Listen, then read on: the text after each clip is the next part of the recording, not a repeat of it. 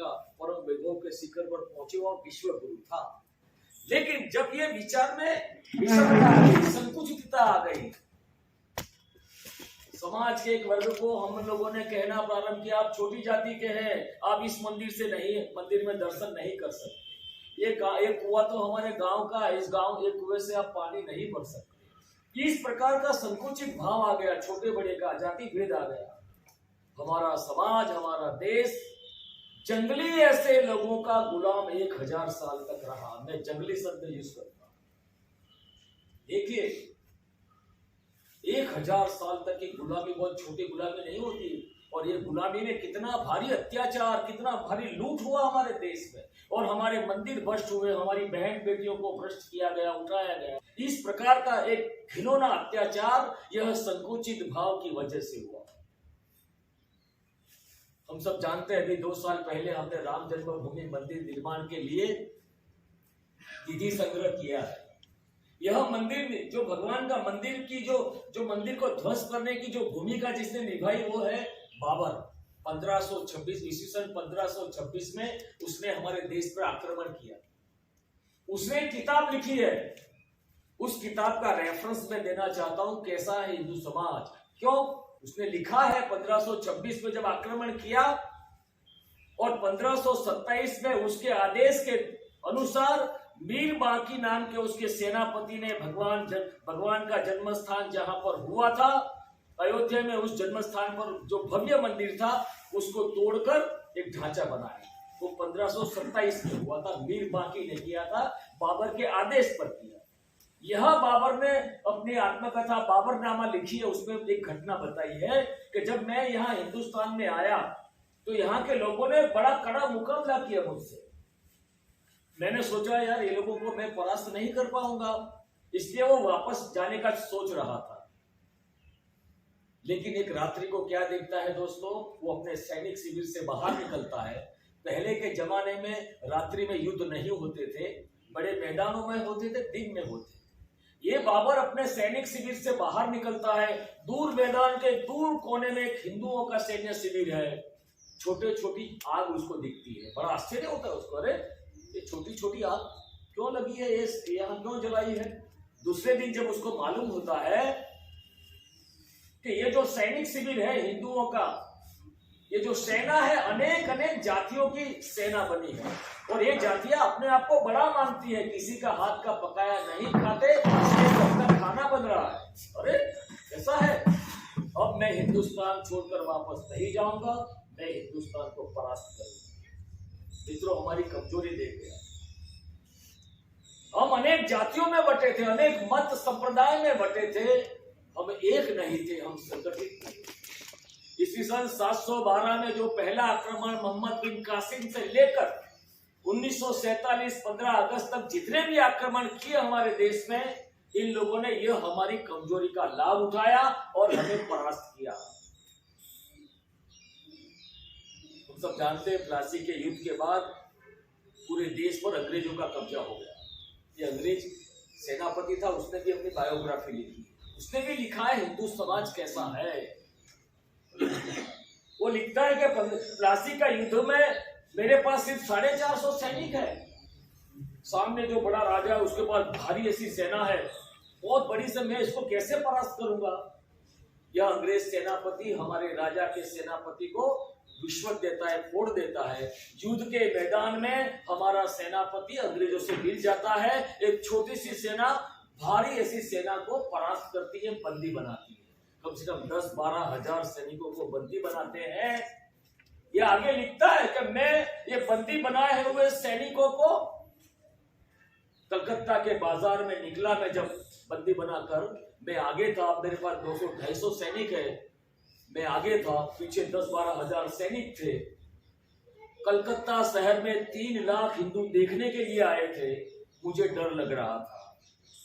एक हिंदू के मन में ऐसा भाव आ गया, ये फिरंगियों ने हमारे लोगों को पकड़ा है, ऐसा कहकर यदि एक पत्थर मारा होता तो 3 लाख पत्थर खाकर हम मर जाते, लेकिन ऐसा नहीं हुआ। हिंदू, उसने लिखा, हिंदू समाज में संगठन नहीं है, हिंदू समाज में देशभक्ति नहीं है। तो ये जो कमियां थी दोस्तों, यह कमियों की वजह से हमारा देश ऐसे लोगों का गुलाम हुआ। मैंने जो जंगली शब्द यूज किया उसके बारे में मैं बताना चाहता हूं।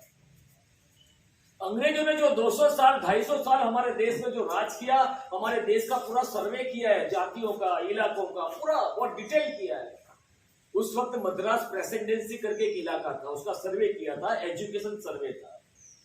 तो उन्होंने उस समय उनको मद्रास प्रेसिडेंसी में 5000 गुरुकुल मिले पढ़ाई के लिए।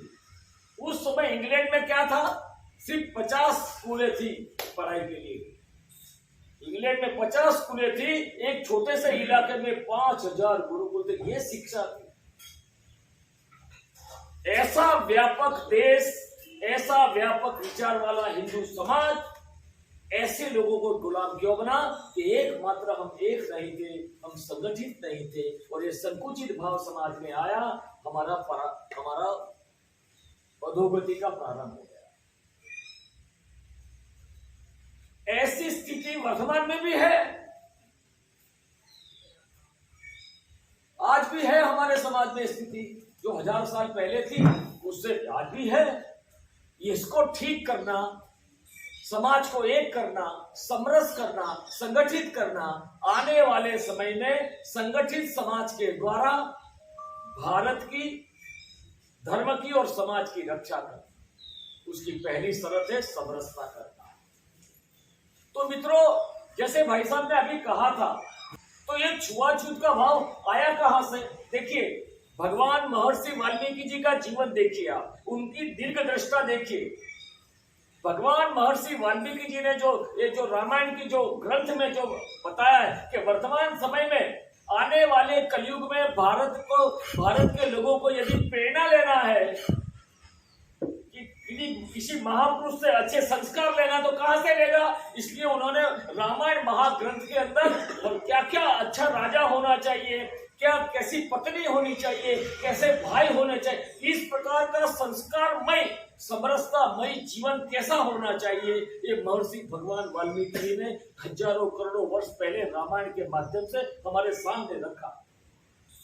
देखिए, हमारे भगवानों के जीवन में नहीं है। भगवान राम जंगल में जाते हैं, केवट को गले लगाते हैं, निषाद को कहते हैं भाई आप तो मेरे भरत सम जैसे भाई हो, जटायु का अग्नि संस्कार करते हैं, सबरी मैया के झूठे बेर खाते हैं। ये हमारा भगवान का जीवन है भाई, उसमें असमानता नहीं है। वर्तमान कलयुग की घटना बताता हूं मैं आपको। आप सब यदि कर्नाटक में जाते हैं तो कर्नाटक में एक वैष्णव मठ है, कृष्णा मठ, उडुपी करके शहर है, मैसूर के बगल में है। ये मैसूर, ये जो कर्नाटक का जो मंदिर है, उसमें जो ये जो घटना है, उसी मंदिर के उसी इलाके में एक दलित बस्ती में कनकदास जी करके एक भगत रहते थे। बड़ा अच्छा भगवान का स्मरण भगवत करते थे, गाना गाते थे। एक बार गाते गाते लीन हो गए और मंदिर के मुख्य दरवाजे पर आ गए। तो उस समय की जो सामाजिक विकृति की वजह से उनको मारकर भगाया, पीछे धकेल दिया। वो खिड़की के आगे खड़े हो गए, रोते रोते पूरी रात उन्होंने भगवान का भगवत स्मरण किया। देखिए, हमारे मंदिर में जो विग्रह होता है, जो मूर्ति होती है, हमेशा पूर्वाभूमिक होती है, कोई भी मंदिर में जाइए। लेकिन ये कनकदास का जो मंदिर है, जो वैष्णव मठ है, कृष्णा मठ उडुपी में, भगवान ने जब इसमें सच्चे मन से जब भजन गाए, तो भगवान की जो मूर्ति पूर्वाभूमिक थी, वो कनकदास के तरफ ऐसे पश्चिमाभूमिक हो गई। भगवान ने उनको दर्शन दिया। भगवान के नजर में सब समान है। आज भी वही मंदिर में इसी प्रकार की मूर्ति आज भी लोग दर्शन करते हैं, वही परंपरा है। वो उस खिड़की के आगे कनकदास जी की एक स्टेच्यू भी रखा हुआ है। यानी हमारे भगवान के जीवन में इस प्रकार का एक भाव है ही नहीं। ये कहां से आया? जगत गुरु शंकराचार्य जी महाराज का आप सब नाम सुना है। गंगा जी में स्नान करके जब आते थे तो एक चांडाल उनके सामने आ गया। उनके शिष्यों ने कहा, गच गच, दूर जाओ, दूर जाओ, दूर हटो। तो चांडाल ने कहा, भगवान आप किसे दूर जाने के लिए कहते हैं? आपका जो शरीर हाड़ मांस चांद से बना है, वो मेरा भी बना है, और आपके हृदय में जो आत्मा है, वही आत्मा मेरे में। जो अद्वैत की बात आप करते हैं, भगवान जगत गुरु शंकराचार्य जी महाराज उस चांडाल के पैर में पड़ते हैं, अपना गुरु बनाते। हमारे महापुरुषों के जीवन में भी ये नहीं है। तो आया कहां से छुआछूत? तो हमारे माननीय अशोक जी सिंघल जी थे, उन्होंने जो प्रयास किया उसकी 2-3 घटना में बताना चाहता हूँ दिल्ली वासी बंधुओं। लेकिन वास्तविकता आज जो है, आज तो समाज में छुआछूत दिखता है। इसको दूर करने के लिए वर्तमान समय में जो हमने प्रयास किए, मैं वो आपको बताना चाहता हूँ कि विश्व हिंदू परिषद खाली बातें करती है कि प्रयास भी करती है। तो सबसे पहला प्रयास 69 में कर्नाटक के जो मठ की बात मैंने किया, उसी मठ में किया गया।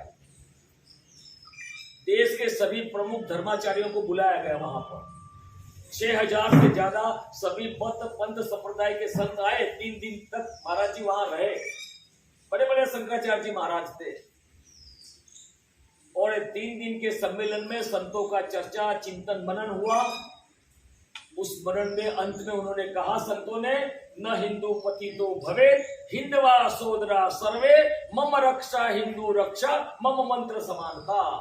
कोई हिंदू पतित नहीं है, हम सब समान है, हम सब भाई भाई हैं। पूजनीय संतों ने 69 में सार्वजनिक स्तर पर छुआछूत दूर करने का प्रयास प्रारंभ कर दिया। मित्रों, आपको जानकर आश्चर्य होगा, उस सम्मेलन में महंत वेदनाथ जी महाराज और अनेक लोग संत थे। उन्होंने जैसे घोषणा हुआ तो महंत वेदनाथ जी महाराज स्वयं 94 में काशी में एक स्मशान है जहां राजा हरिश्चंद्र ने चाकरी किया था। नदी बहुत फेमस स्मशान है। उस स्मशान का जो मुखिया है उसको डोम बोलते हैं। डोम वहां शेड्यूल कास्ट में आती है, बड़ी बस्ती है। हमारे महंत वेदनाथ जी महाराज और अन्य संत माने अशोक जी के साथ 1994 में डोम की बस्ती में गए। डोम की बहनों ने भोजन बनाया। वो झुग्गी झोपड़ी में बैठकर भोजन ग्रहण किया। व्यवहार में लाने का प्रयास, खाली बातें नहीं। जो घोषणा 69 में किया उसको धीमे धीमे अमल में उन्होंने प्रारंभ किया। 94 में तीसरा जो काम हुआ वो आपको सबको मालूम है। मैं खाली स्मरण कराता हूं। 9 नवंबर 1989 का दिन अयोध्या में भगवान राम का जो जन्म स्थान पर जो मंदिर बनेगा उसकी पहली नींव किसके हाथ से रखवाई?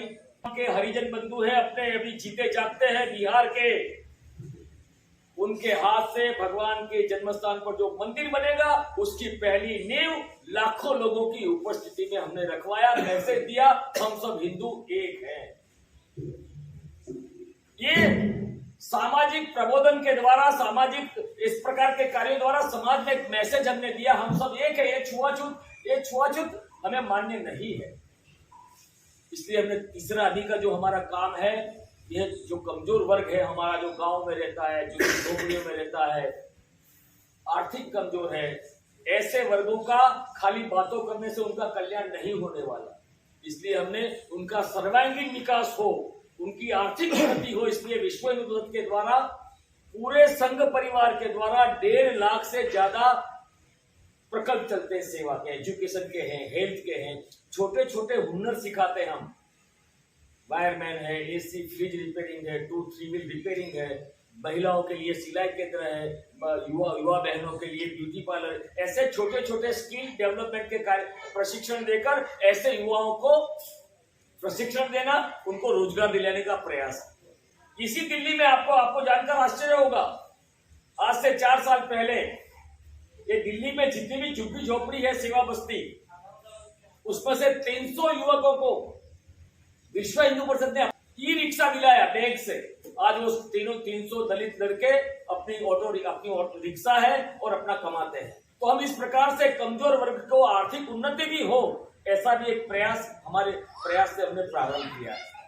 तो यह जो सामाजिक जो दायित्व है वो हमको विश्व हिंदू परिषद को निभाना है, हम सबको मिलकर निभाना है। और ये छुआछूत का विचार जो मन में जिस लोगों के है, उस लोगों के बीच में जाना, समाज में समझाना कि भाई इतना बड़ा काम इन लोगों ने किया। आपको जानकर आश्चर्य होगा, जो स्कॉलरों ने 2-4 बातें जो बताई कि हम जिनको छोटी जाति के बोलते हैं, उनके पूर्वजों का बलिदान और त्याग कितना बड़ा है। कहते हैं न होता शिवा तो सुन्नत होती सबकी। शिवाजी महाराज ने दक्षिण में हिंदू धर्म की रक्षा की, लेकिन शिवाजी महाराज को बचाने वाले कौन लोग थे? आप सब लोग को आश्चर्य होगा, जो ये भूमि पर हम बैठे हैं, महर्षि भगवान वाल्मीकि जी का मंदिर है। इस भूमि के उस महान सपूत ने आगरा की जेल में शिवाजी महाराज और उनके बेटे को बंदी बनाया था। उस जो शिवाजी महाराज को जो कोठरी में बंद किया था, उनको और उनके बेटे को, वो कोठरी में सफाई करने वाला कालू मेहतर नाम का एक वाल्मीकि युवक आता था।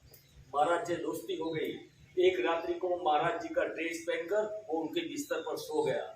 कालू मेहतर वो बिस्तर पर सो गया। रात्रि को महाराज और उनका बेटा दोनों मिठाई की टोकरी में निकल गए। दूसरे दिन कालू मेहतर और उसके परिवार को शहीद कर दिया। आज इतिहास में उसका नाम नहीं है, लेकिन हमने आगरा में उसकी मूवमेंट चलाई है कि इसका स्टेच्यू बनना चाहिए, बाजार में स्टेच्यू लगाओ इनका, इसको सम्मान कीजिए।